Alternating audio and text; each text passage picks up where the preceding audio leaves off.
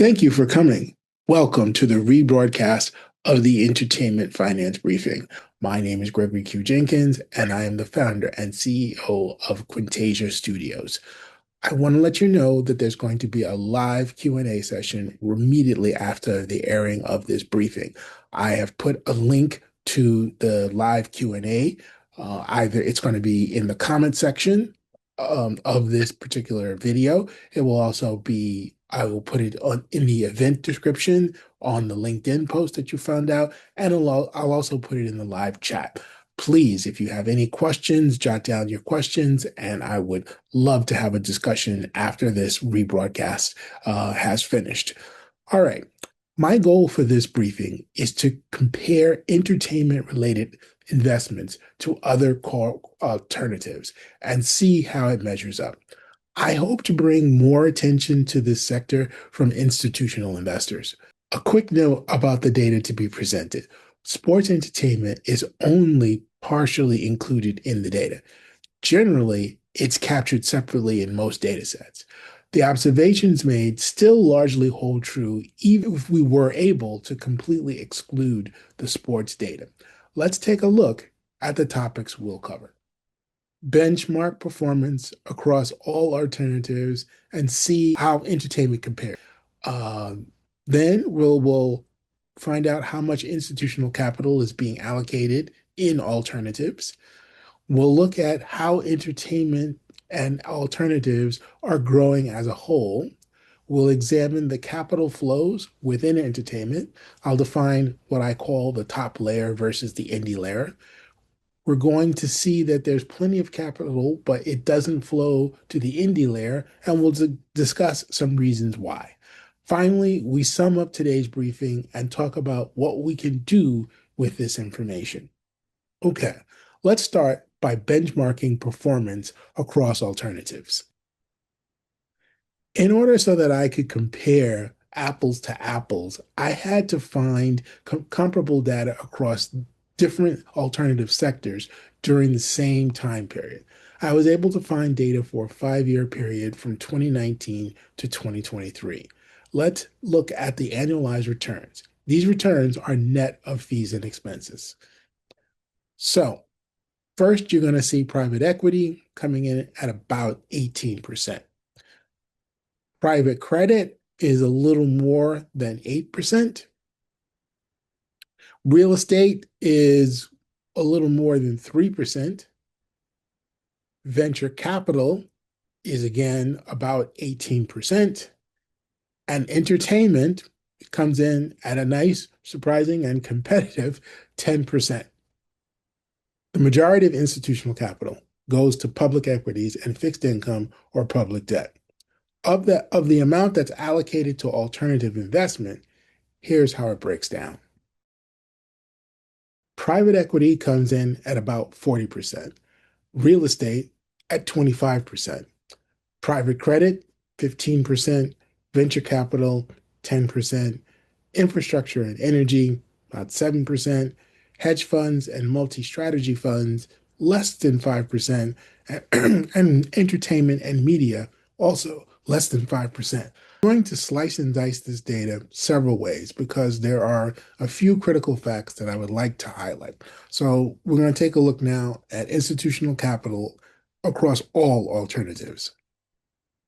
The global alternative market is expected to reach approximately $24 trillion of assets under management by the year 2028.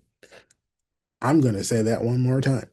The global alternative market is expected to reach approximately $24 trillion of assets under management by the year 2028.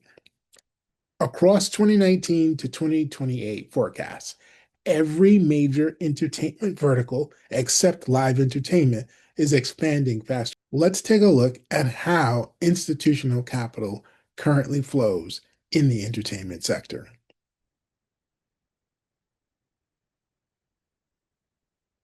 So about $2 trillion flows into the entertainment sector itself. I know, $2 trillion. Now that where does that 2 trillion come from? It comes from pension funds, private equity, credit funds, as well as brands. Now let me talk a little bit about brands for a second. Now you might not think of, well, why is that why is this listed here as a source of institutional capital? But it absolutely is. I'll give you two examples to show what I mean. So BMW, for example, they have actually co-financed some of the Bond films. So there you have a brand contributing capital for the purpose of content production right there. Another example, when you think about it, is going to be Red Bull. Red Bull has contributed a lot of capital into sports verticals. It is a major part of how they have promoted their brand. So those are two examples of how brands actually become sources of capital for entertainment. So we have this $2 trillion. It comes down, it comes into entertainment. Where does this $2 trillion go? Well, the vast majority, no surprise, goes to what I call the corporate layers. This is the corporate gateways. These are your major studios, streamers, major record labels, and game publishers. And they take about 85 to 90% of that money. Capital enters the ecosystem through structured vehicles, credit lines, and brand integrations. And then, of course, that capital is concentrated at the corporate layer, and that's that middle layer that we're seeing down. Now, some of that does trickle down to the independent layer, but again, this is going to be the biggest of the big in the independent layer. Basically, there's sparse institutional flow at this level. We're talking independent studios, producers, and showrunners and developers. These would be the biggest of the independents in those categories. So let's take a look at why institutional capital stops at the independent layer. We'll compare what I'm calling again the corporate layer to the independent layer, and we'll start to see some differences. So on the corporate side, in terms of their capital access, they are able to finance their projects through continuous balance sheet financing. Now, what does that mean? That means that they're able to do it off the strength of their financials. They're able to get the loans. They can raise equity. Now, on the independent side, other than the biggest of the big, most of the time you're talking about episodic capital, which is heavily dependent upon tax initiatives, pre-sales, and private investors. And what I mean by episodic cap is basically every project you're starting from zero. You got to rebuild up your financial network to get it financed. There's no kind of being able to leverage necessarily your previous projects or even your previous investors. Another difference would be data and reporting. And there's a big difference at this level. Internal analytics, at the corporate layer, you're going to see internal analytics, proprietary dashboards, and rarely, there's third-party verifications or public audited at the individual, let's say, project level. Of course, as a public company, they have to have publicly audited financials, and this transparency is what gives investors confidence about what's going on in these organizations. Now, by comparison, in the indie layer, usually it's project by project accounting, meaning that there's no aggregation of data or generally speaking, there's no aggregation of data from prior projects. You never learn anything. There's no way to compare, or to even do studies of, because this information is rarely kept. There's very limited transparency, if any at all, and there's minimal benchmarking. This is going to be a very important point that I'm going to make throughout this presentation, is that oftentimes we in the entertainment world, we are siloed. We are thinking that, how is our particular project performing against other projects in the world of entertainment?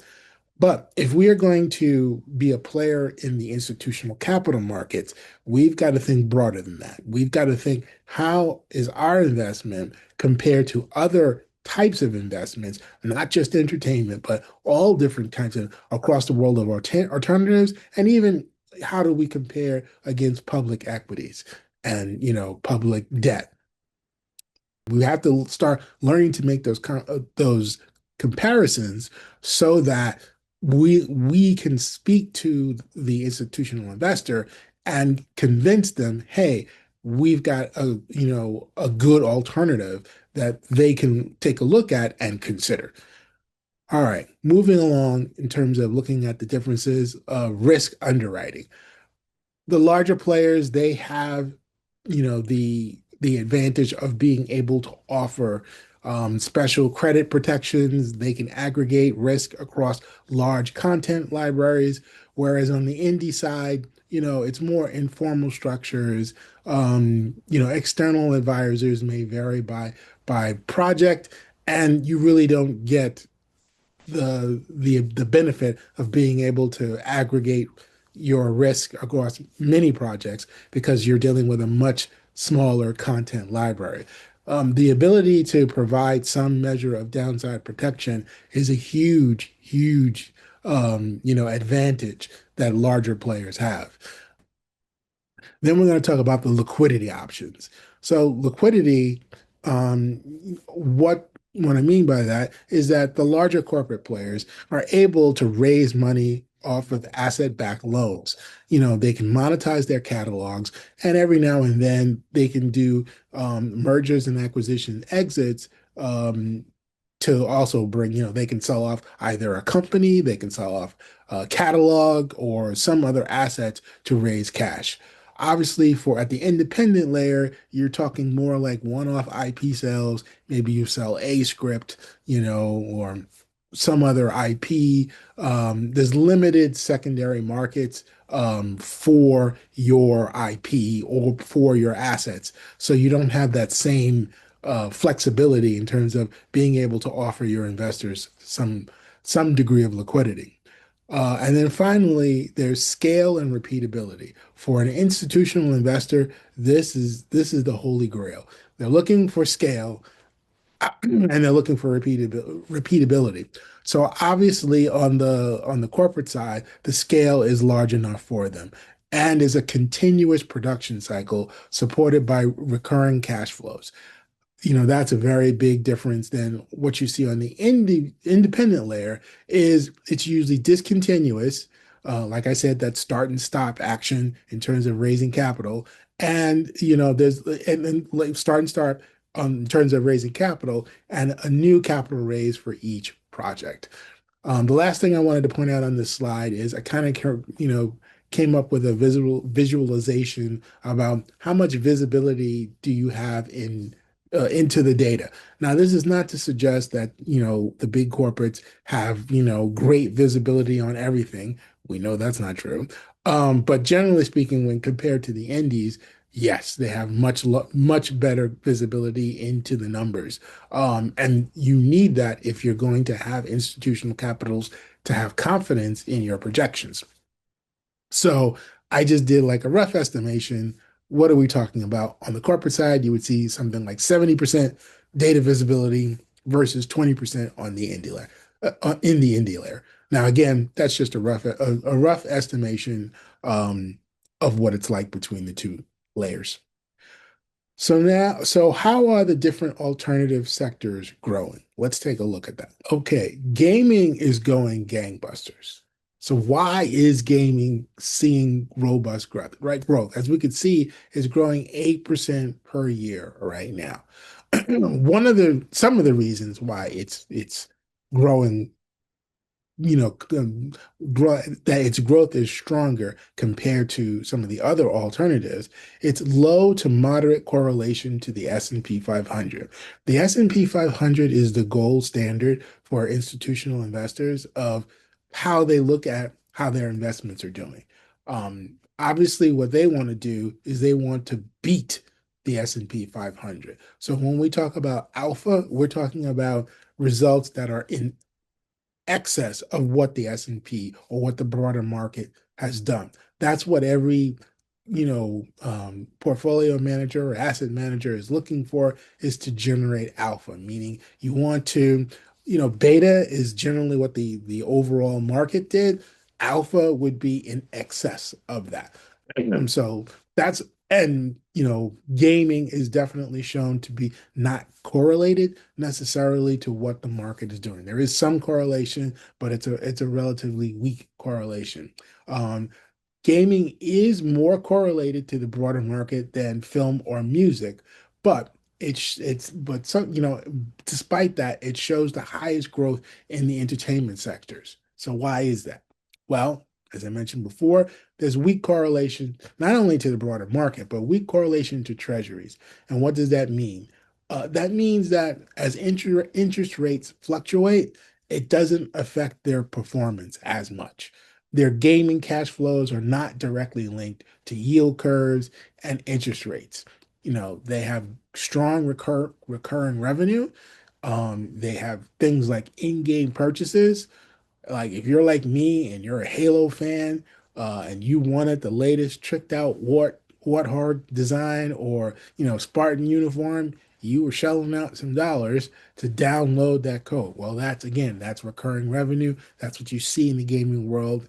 It's strong, and it makes that sector very valuable. Subscriptions, you've got a every major game franchise has like a subscription tied to it. So again, recurring cash flow, and esports streaming, and of itself, there are entire esports leagues that have sprung up. And again, not only is it good, it's good promotion for the product itself, but again, there's money to be made from the licensing of these games and the games being used in the esports leagues themselves. In addition to that, there's some private market gaming studios or royalty participation structures. I'll give you an example, such as Unreal Engine licensing. So if you know anything about, computer, CGI, computer generated images, Unreal Engine is a very popular one that's out there, and they have a licensing model that generates very good revenue for them. There's also you can create IP that is for mobile, just for mobile, and these tend to behave more like film and music assets, meaning there's low correlation to interest rates and to what the broader market is doing. Plus, there's something we call long tail monetization. Yeah, woo, that's easy for me to say, right? Long tail monetization. And there's global demand for these projects. Now, music is right behind gaming. So why is music, that might seem counterintuitive. Of all the entertainment sectors, you're saying, why is music even ahead of film and television? Well, again, there's predictable inflation-resistant cash flows. There's a shift from creative IP to, thinking of it as a creative IP to a financial asset. There's You can securitize the royalty streams from music catalogs. That was big. For instance, back in, I believe it was 1997, the invention of the so-called Bowie bonds, where David Bowie took his catalog of about 287 songs and he securitized the royalties. He issued bonds, and the collateral for those bonds, he raised about $55 million. The collateral was the royalty from those songs. And, that's become very popular. And that's a lot of brought in a lot of interest. But that's at, like, people who have massive catalogs like David Bowie, Billy Joel. Those are the catalogs that have attracted interest and have been able to do some financing. But of course, there's a limited number of catalogs that would have that kind of. Michael Jackson, of course, although he resisted for a long period of time, from what I'm understanding. But now that his estate is being managed by other people, they are definitely leveraging his catalog. Um, And that's one of the ways that they have been able to increase the value of that catalog. And we see institutionals flooding into this zone because they recognize that value as well. Now, like gaming, there's low correlation to traditional assets. So whatever the broader market is doing, it doesn't tend to affect music. People might think that, hey, when the economy goes down, that people change their music habits. Not so much. The demand, the consumption of music is pretty constant. Um, the fact that music is an income producing asset. Again, the royalties from the music, and you also have the potential for appreciation and active management beyond simple passive royalty, meaning like you play it on the radio, or or you have broadcast rights, for public performances. You also can sync that, get money through sync licenses. So you put it in commercials, you put it in movies, which also increases, which acts as marketing, and you can participate in brand partnerships and remixes, and what it effectively turns that IP into an asset platform. So there's a lot of things that you can do with music, and it, it it has attracted the attention of institutional capital. Now, so the next thing is screen-based entertainment. Now, note this is only screen-based entertainment. Screen-based is on par with most alternatives and even beats real estate. Most people confuse box office with the revenue for all screen-based entertainment. Box office is only one component.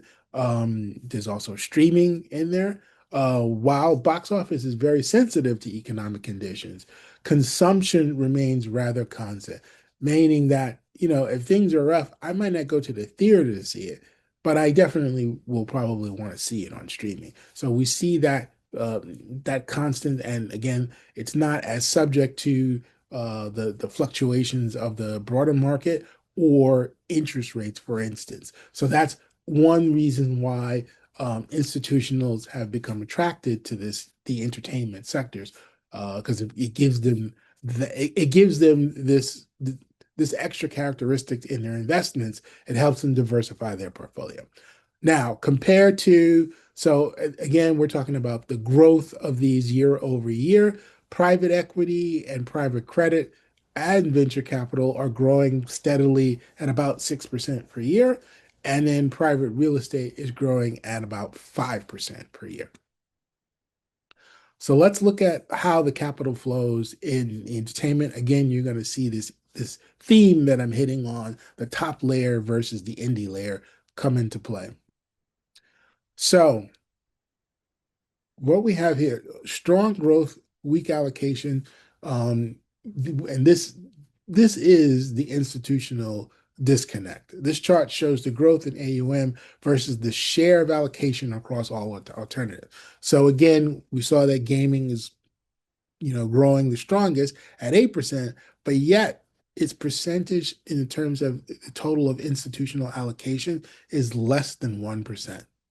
Music, again, it's growing 7% year over year, so it's strong growth, but it's still, in terms of, you look at the overall allocation of alternatives, its percent of the alternatives pie is still less than 1%. And then screen-based entertainment, which will be theatrical and streaming, 6% growth per year. However, it brings in about 2 to 3% of the overall allocation to alternatives. Live entertainment growing, respectably at 5% as well. That gets less than 1% of institutional allocation. And then compared to some more traditional alternatives like private equity, of course, is, the monster, gets 40%, private credit gets 15%, venture capital 10%, and real estate 25%. We saw some of these numbers earlier on, but now we're seeing it against a breakdown of, entertainment verticals, if you will. Okay, now let's trace the capital flow. Even at the indie layer, it's only the biggest of the big, right? So we have our, at the very beginning, we already named the sources: pension funds, endowments, sovereign wealth funds, insurance accounts. Let me give you just a little note about insurance accounts. Again, people are not thinking like where the source of this comes. Every insurance company, if they offer policies, they have premiums. Those premiums have to be invested. They have to be invested somewhere. And that is what creates the demand for, demand for investments. Now, yes, insurance companies are heavily regulated as to what investments they can do, but every state sets, what they call like a statutory reserve. Once that insurer meets that statutory reserve, they have a little more flexibility in what they can invest in. So again, making sure that people are aware of the opportunities at our end of the ND spectrum, I think is going to be key. I'm going to save that for a little later when I get into that spiel. But anyway, we've got, again, the institutional sources that we talked about. And now you have private market allocators like, again, PE, credit, venture capital, and real estate. Most of it goes to the corporate gateways, your studios, your streamers, music conglomerates, game publishers. Um, you have agencies and global distributors and major production arms. And then finally, you have the independent layer. And again, this is only the biggest of the big producers, independent studios, producers, showrunners, small game developers who utilize local distributors and impact campaigns to distribute their product, and they get 10 to 15% of the total allocation of institutional dollars. Again, same reiterating the point, just showing how institutional capital is currently flowing. Okay, so diving deeper with specific examples and where the money actually goes. Who are we talking about in this layer? It's your Disneys, it's your Warner Brothers, it's your Discoveries, Universal, Sony, and Tencent and Netflix. In the independent layer, examples of the biggest of the big in the independent would be A24, Neon, Bleecker Street, IFC Films, and regional studios. At indie live entertainment, you would have players like Superfly, Feld Entertainment, and Outback Presents. In indie game publishers, you would have Epic Games, with Unreal Engine, and Supercell and Devolver Digital. And then finally, we're going to have the creator layer, the individual layer. These are, for the most part, the smallest of the small, except now, of course, we're seeing some huge creators come out of there, like Mr. Beast, Darman Studios. These are your YouTubers and indie game developers who generally have micro budget, well, excuse me, these are your YouTubers, your indie game developers, and your micro budget filmmakers are in there. All right. Now let's look at some quick comparisons again between corporate and indie. Um, Corporate balance sheet financing, indies, you'll see a predominance of pre-sales, whatever form pre-sales is left that still exists. That's a whole nother, discussion into itself. Um, Pre-sales allow independent artists to generate funds before an album's release, engaging fans early and creating a loyal customer fan base, which supports their projects through direct investment.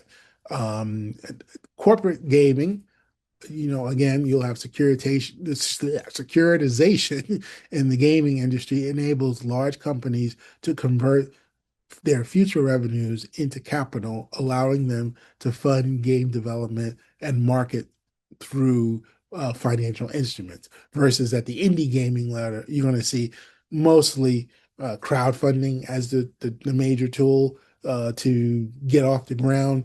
It empowers game developers to gather financial support directly from their audience, enabling them to create unique gaming experiences while engaging their community and building a fan base. Usually, what will happen is once they've had that successful crowdfunding campaign, they'll use that to leverage a deal with a larger publisher, and they'll have some kind of royalty participation kind of deal. All right. Live entertainment operates on the same split we've seen across the industry. You have the corporate players finance again through balance sheets, credit facilities, and long-term sponsorships, and the independent promoters rely on ticket pre-sales, short-term loans, and brand support to bridge each event. The creative growth is there, but without institutional credit structures, it remains a cash flow balancing act from show to show. I'm not going to go into detail on this slide. Again, it's basically the same concepts that we've been talking about, just hitting that home. So, diagnosing the break. Why the indies lacked institutional backing.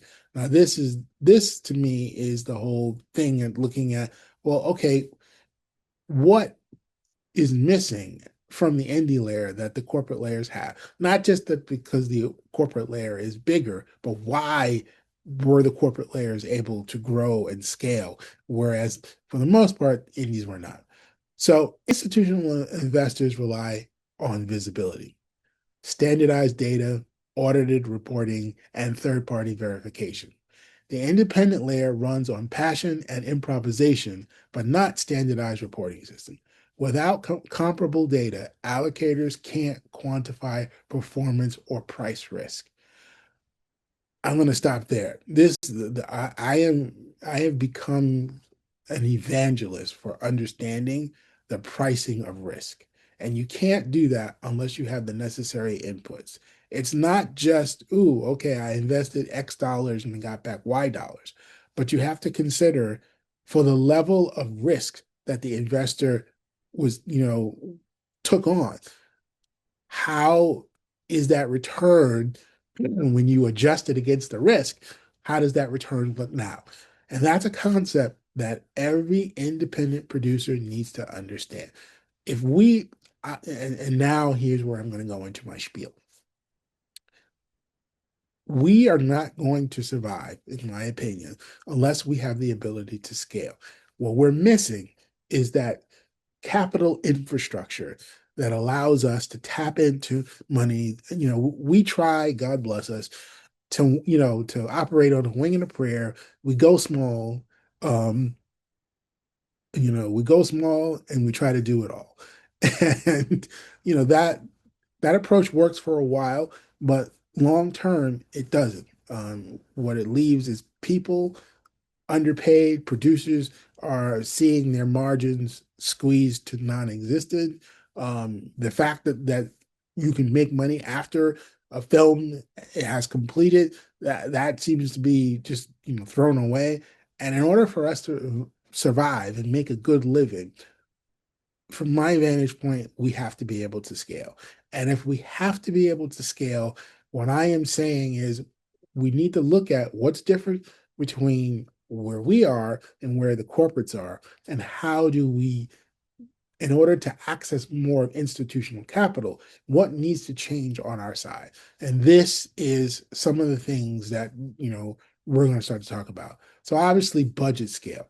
Now, from the corporate layer, they're talking about 50 million to 200 million plus. Now I know and on the indie side, you're talking about 50,000 to maybe 5 million. But well, we can't do a $300 million picture, and I'm not advocating that that's what your goal is. I think we need to think about this differently.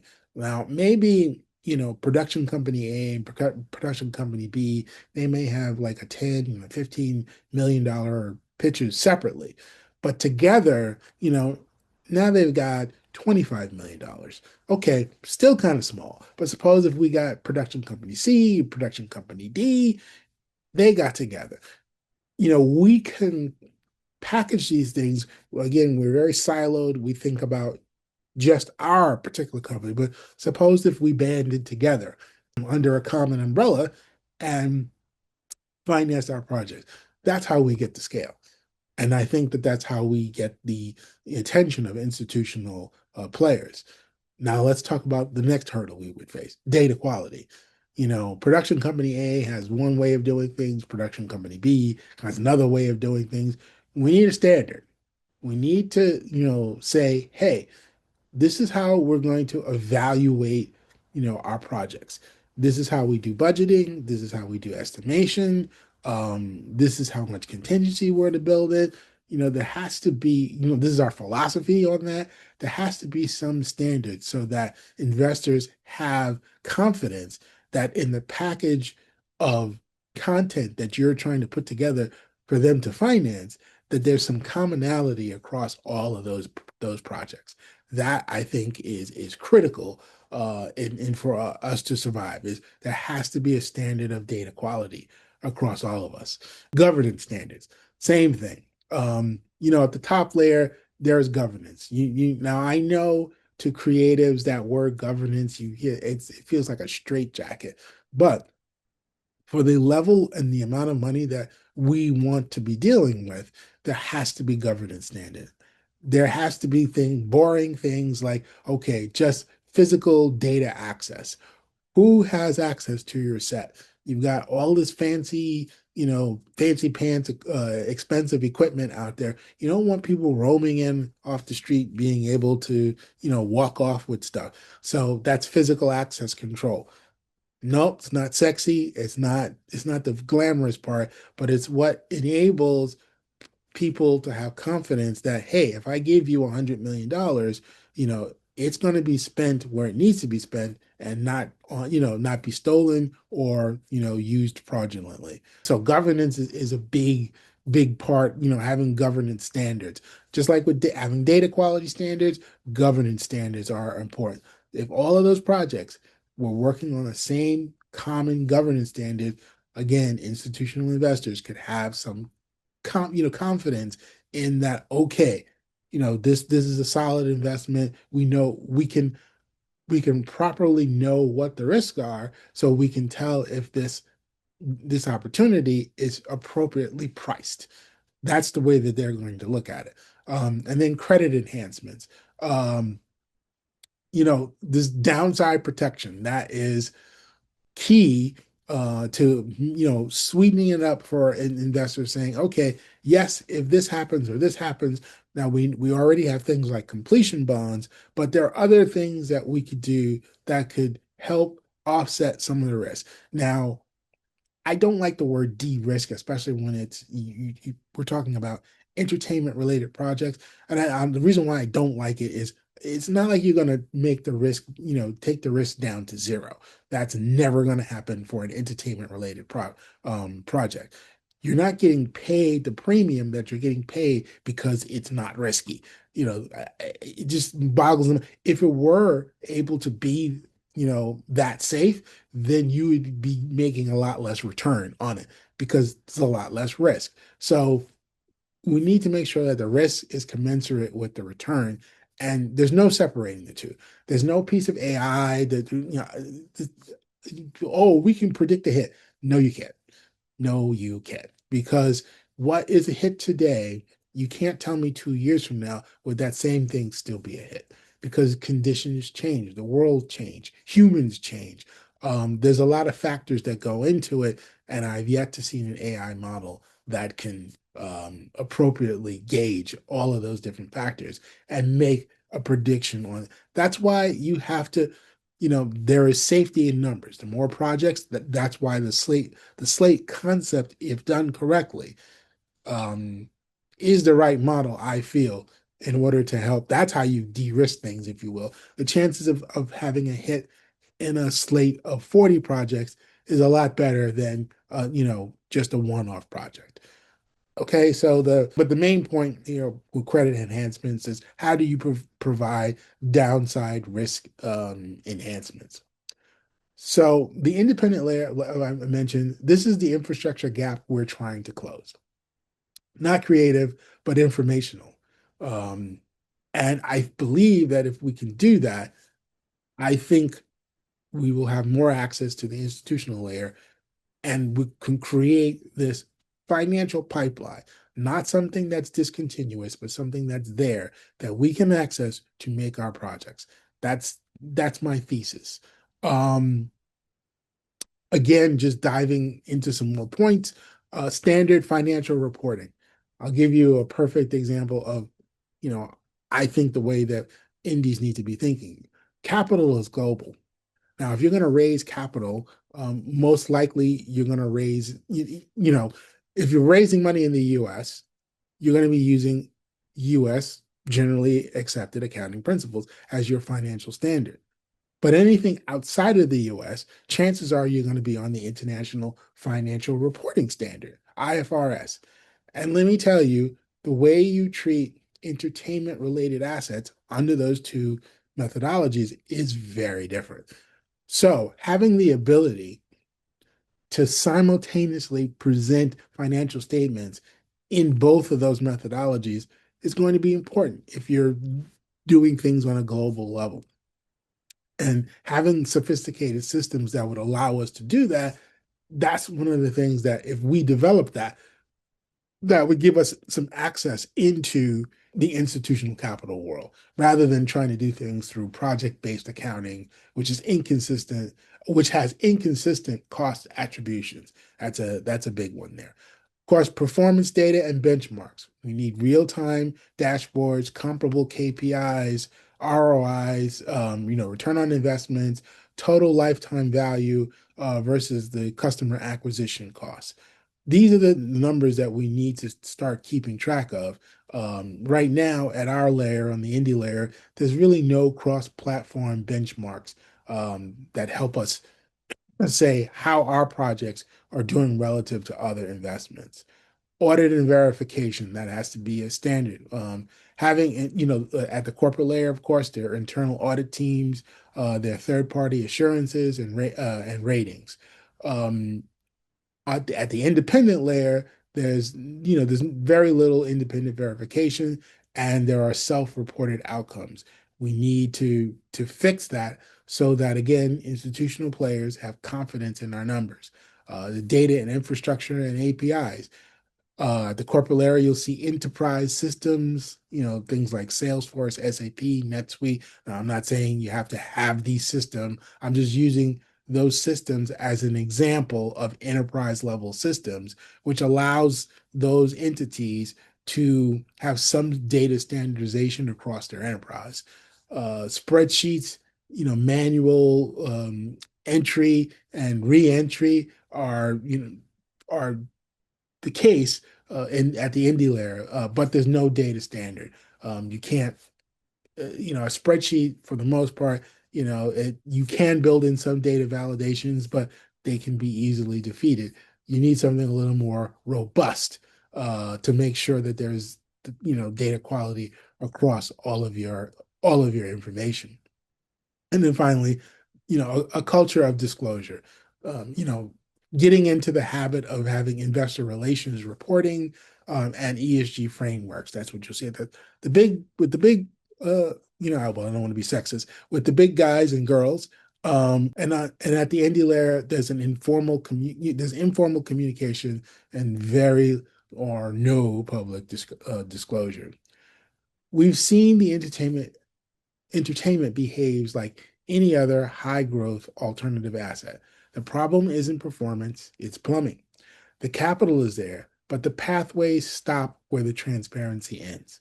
The next phase of this conversation is about solving that, designing the infrastructure that makes the independent layer institutionally investable. So let's talk about closing and next steps. Entertainment performs like a top tier alternative asset, but the infrastructure hasn't caught up.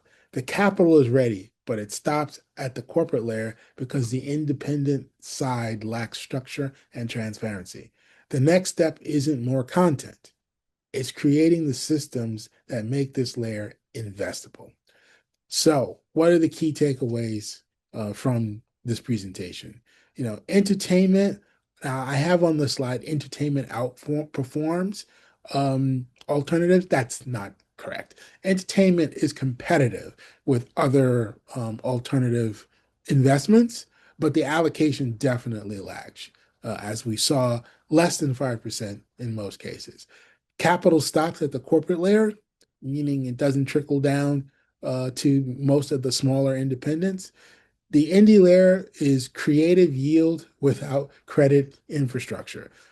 That's biggest our biggest challenge is we don't have that credit infrastructure that we can tap into to help us scale and to help us grow.